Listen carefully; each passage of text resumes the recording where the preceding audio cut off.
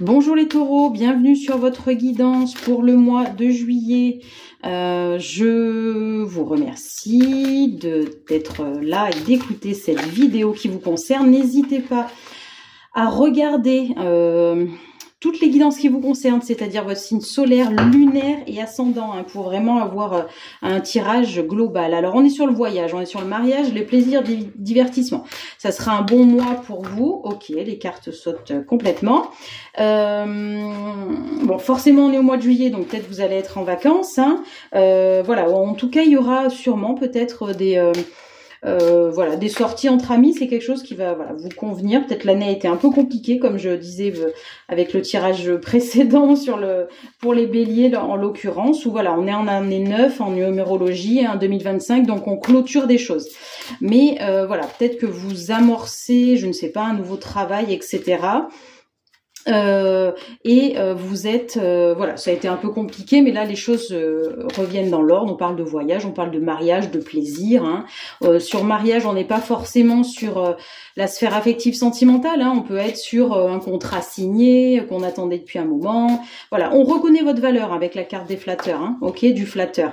Voilà, regardez, la carte aussi rentière arrive. Donc voilà, à mon avis, il peut s'agir effectivement du travail. Le travail paye, c'est ce que j'entends.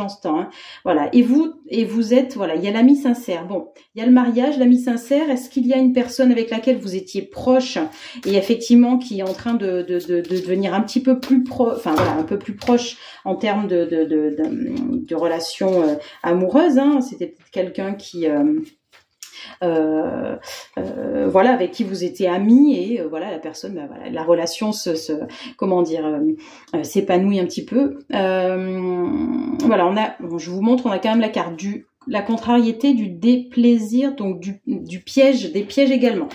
Alors là, j'ai la sensation, justement, quand on parlait de relations amicales, qu'il y a peut-être durant cet été des amis avec lesquels vous allez un petit peu, voilà, des personnes avec lesquelles vous n'êtes plus sur la même longueur d'onde. Ok, bon, c'est peut-être quelque chose que vous devez apprendre à digérer parce que voilà, chacun fait son chemin à un moment donné et voilà, on n'est pas forcément, voilà, on ne suit pas forcément les amis sur toute une vie, même si je vous le souhaite, mais des fois c'est pas le cas. Bon, on parle, vous voyez, la carte de réconciliation, donc. Pour le coup, on peut se dire que il peut y avoir peut-être de la communication qui fait que vous vous réconciliez avec ces personnes, ou en tout cas, même si c'est pas le cas, voilà, il y a plus ça ne vous contrarie plus. Voilà, on n'est plus sur quelque chose ou un ami ou une amie qu'on avait depuis 20-30 ans et avec laquelle, du coup, avec lesquels on n'est plus, on est un peu en froid. Bon, voilà, c'était compliqué au départ, mais maintenant vous dites, voilà, chacun a sa vie et c'est comme ça à un moment donné. Alors, je regarde s'il y a d'autres cartes pour vous, les taureaux. Qu'est-ce qu'il y a qui sort? Bon, il y a dépit. Alors, la carte du dépit et du billet doux. Alors, est-ce que du coup, effectivement, on parle toujours de ses amis ou de cet ami ou cette amie qui nous qui n'est plus encore une fois sur la même longueur d'onde que nous et du coup bon ça sera ça sera par peut-être SMS ou un petit message voilà, que la personne nous dit écoute, par exemple, je ne sais pas, finalement je vais pas aller là avec toi, j'ai d'autres projets, etc. Vous comprenez que voilà, la fin de la relation amicale se termine.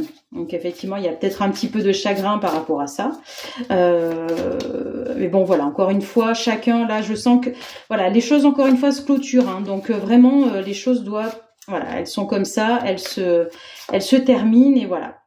Écoutez, je regarde en dernière carte, on a la maison de ville et la victoire.